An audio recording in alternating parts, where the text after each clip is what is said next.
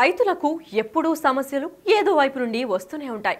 ఆ రైతు రంజాన్ మాసం ముందు చేతికొచ్చిన కర్బూజా పంటను చూసి ఆశపడ్డాడు. ఈసారి కొంత లాభం కళ్ళ చూస్తాననుకున్నాడు. కానీ ఇంతలోనే అనుకోని ఆపద వచ్చి పడింది. దండెత్తిన ఏనుగులు చేతికొచ్చిన పంటను నాశనం చేశాయి. చేసేదేం లేక సాయం చేయాలని అధికారులను వేడుకున్నారు.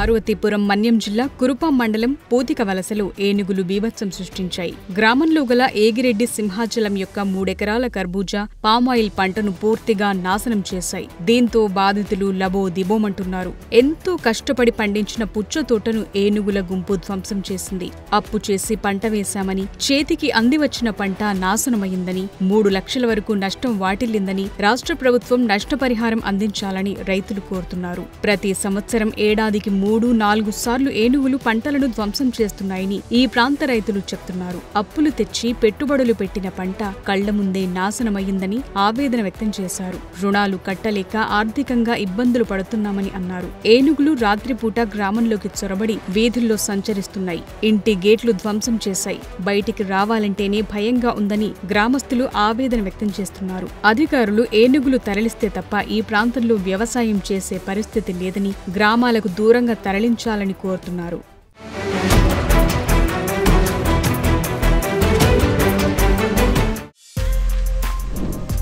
For more videos like this, subscribe Big TV channel.